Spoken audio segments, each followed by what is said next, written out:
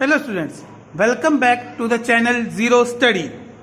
तो स्टूडेंट्स, अकाउंट्स में 11th क्लास अकाउंट्स में हम पढ़ चुके हैं जर्नल यानी कि बुक्स ऑफ ओरिजिनल एंट्री, जिसमें कैश बुक, सब्सिडरी बुक्स वगैरह था, और हमने पढ़ा trial balance, errors, rectification of errors. तो स्टूडेंट्स, आज हमारा टॉपिक है बैंक रिकंसिलेशन स्टेटमेंट। देखिए, बैंक रिकंसिलेशन स्टेटमेंट है क्या। नॉर्मली क्या होता है कि जो बिजनेस है, हमारी जो फर्म है या बिजनेसमैन है, वो अपने बैंक में अकाउंट रखते हैं और उसका रिकॉर्ड रखने के लिए अपनी कैश बुक में एक बैंक कॉलम बनाते हैं। हमने पढ़ा था कैश बुक में बैंक कॉलम के नाम से, ठीक है। और पीरियडिकली यानी टाइम टू टाइम जो बैंक है वो फर्म को एक इसकी लेजर की, इसकी एक अकाउंट की एक कॉपी भेजता है, जिसे हम बोलते हैं पासबुक, ठीक है। तो ये जो कॉपी है ये बैंक सप्लाई करता है, जिसे क्या कहा जाता है, पासबुक या बैंक स्टेटमेंट।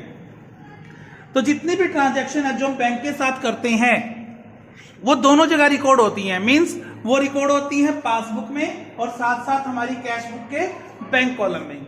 लेकिन फिर भी अब दोनों क्या है, दोनों रिकॉर्ड हो रही हैं, तो दोनों का टोटल टैली होना जरूरी है। लेकिन फिर भी कई रीजन ऐसे होते हैं जिसकी वजह से टोटल जो कैश बुक का बैंक कॉलम है और जो पासबुक है उसका टोटल टैली नहीं होता।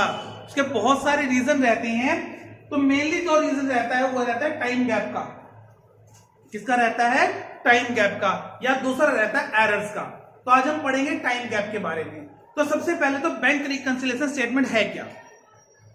रिकंसिलेशन को हिंदी में बोलते हैं समाधान, मतलब सॉल्यूशन, ठीक है। समाधान मींस सॉल्यूशन। मींस क्या है इसका कि जो हमारी पासबुक का टोटल आ रहा है और जो कैश बुक या बैंक कॉलम का जो टोटल है उसका जो डिफरेंस है, बहुत सारी वजह से डिफरेंस आता है, उस डिफरेंस को रेक्टिफाई करना, उस डिफरेंस को फाइंड आउट करके ठीक करना, उसी को क्या बोलते हैं, बैंक रिकंसिलेशन स्टेटमेंट। तो एक ऐसे स्टेटमेंट जो दोनों के डिफरेंस को बताए, ठीक है, कैश बुक के बैंक कॉलम का और पासबुक के डिफरेंस को शो करे, उसे हम क्या कहेंगे, बैंक रिकंसिलेशन स्टेटमेंट। तो आज सबसे पहले हम पढ़ते हैं कि कौन सी ऐसी वजह है जिसकी वजह से या जिसके कारण डिफरेंस आता है कैश बुक बैंक कॉलम में और पासबुक में। तो फर्स्ट स्टूडेंट्स, इसके अंदर cheque issue but not presented for payment. ये बिजनेसमैन को ठीक करना है, बैंक ठीक नहीं करता। बैंक की एंट्री के अकॉर्डिंग हमें अपनी कैश बुक को टैली करना है। जो पासबुक है उसके अकॉर्डिंग हमें अपनी कैश बुक के बैंक कॉलम को टैली करना है, ठीक है। तो सबसे पहले क्या आ रहा है, cheque issue but not presented for payment.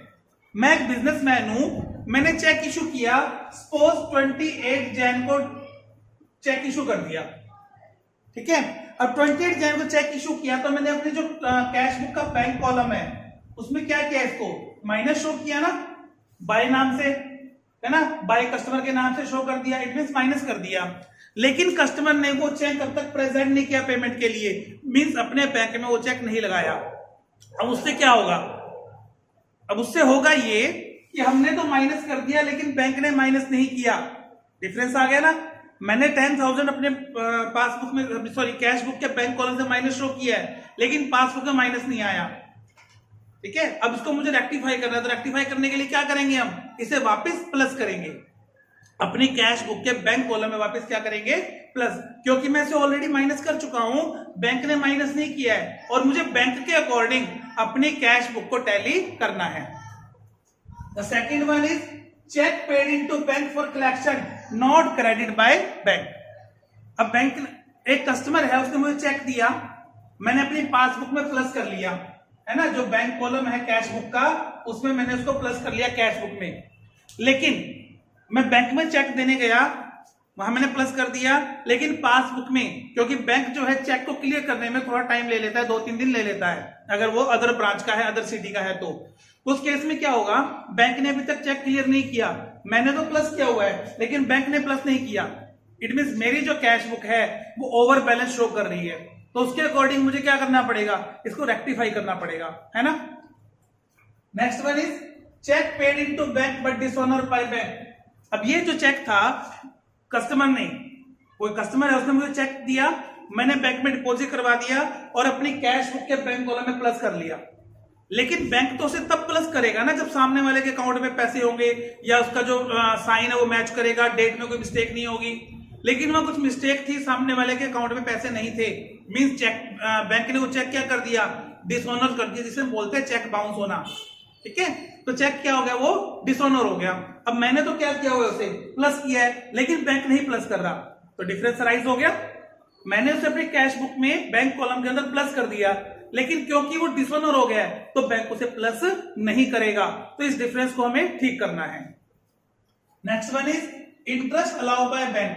अब बैंक क्या करता है, जो हमारा अमाउंट डिपॉजिट है उसके ऊपर कुछ इंटरेस्ट हमें देता है। ठीक है, वो कैश में कभी नहीं देता, वो डायरेक्ट हमारे अकाउंट में डिपॉजिट कर देता है। अब बैंक ने तो डिपॉजिट कर दिया, मींस कैश बुक का जो क्रेडिट है वो प्लस हो गया। कैश बुक का क्रेडिट और बैंक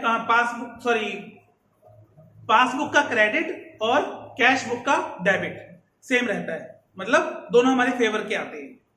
तो बैंक ने क्या किया, हमारे अकाउंट में क्रेडिट कर दिया, लेकिन हमें इंफॉर्मेशन अभी नहीं मिली, तो जब हम बैंक में जाएंगे इंफॉर्मेशन मिलेगी तब उसको हम प्लस करेंगे, लेकिन फिलहाल के लिए क्या आ रहा है, डिफरेंस राइज हो रहा है। Next one is interest charge और सर्विस चार्ज बाय बैंक। अब बैंक ने हमारे ब्याह पे कोई काम किया है या बैंक ने हमने बैंक से ओवरड्राफ्ट लिया था, उसके ऊपर बैंक ने हमसे इंटरेस्ट चार्ज कर लिया।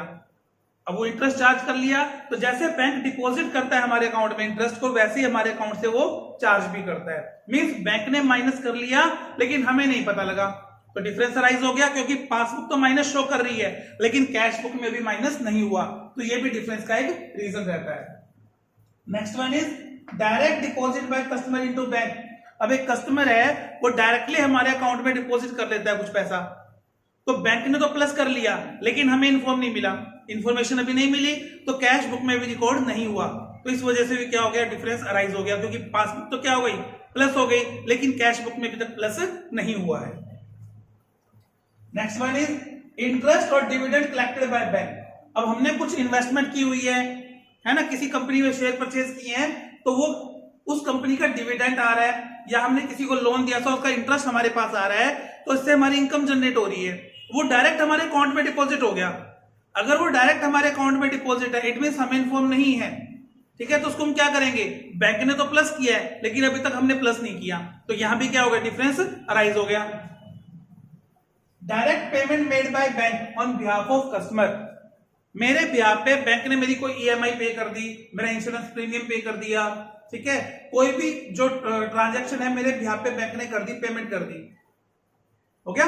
अब उससे क्या होगा कि बैंक ने तो माइनस कर दिया, बैंक ने तो क्या कर दिया, माइनस, लेकिन मुझे अभी माइनस करना है, तो ये भी एक डिफरेंस का रीजन है, जो बैंक किसमें आता है, कैश बुक में और पासबुक में। तो कैश बुक और पासबुक के रीजन जो थे डिफरेंस आने के, वो ये रीजन थे मेनली, जो टाइम गैप की वजह से होते हैं। कैश बुक जो है हम पीरियडिकली बनाते हैं, मींस मोस्टली हम किसके लिए बनाते हैं, 1 मंथ के लिए, ठीक है। अब जैसे मैंने एग्जांपल लिखा था कि 28 जैन को हमने कोई चेक दिया और बैंक उस चेक को 2 फेब को क्लियर कर रहा है, हमने कोई डिपॉजिट करवाया, हमने तो कब प्लस कर लिया, जनवरी में प्लस कर लिया उसको, लेकिन बैंक प्लस कब कर रहा है, फेब में, तो जनवरी वाला तो टोटल टैली नहीं होगा ना, तो जनवरी को टैली करना है, हमने फेब को नहीं देखना, फेब वाला जब आएगा तो फेब में करेंगे हम। हमें फिलहाल जो करंट मंथ चल रहा है, जो डेट हमें पर्टिकुलर गिवन है, उसी मंथ के अकॉर्डिंग अपने को एंट्री करनी है। समझ आ गया ये टॉपिक। अब जो है ये 4 तरीके से प्रिपेयर होती है बैंक रिकंसिलिएशन स्टेटमेंट। 4 तरह के बैलेंस हमें गिवन होते हैं, 2 फेवर में और 2 अनफेवर में।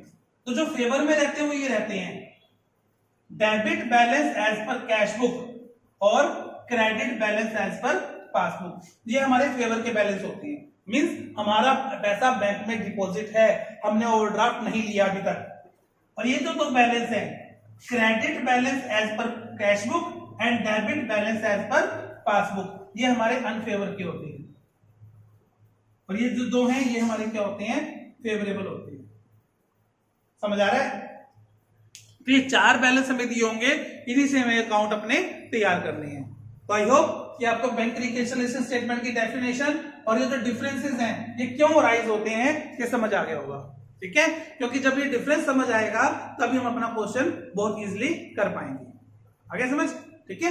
तो आप इसकी प्रैक्टिस कीजिए और इस जो डिफरेंसेस का रीजन है इनको रीड कीजिए।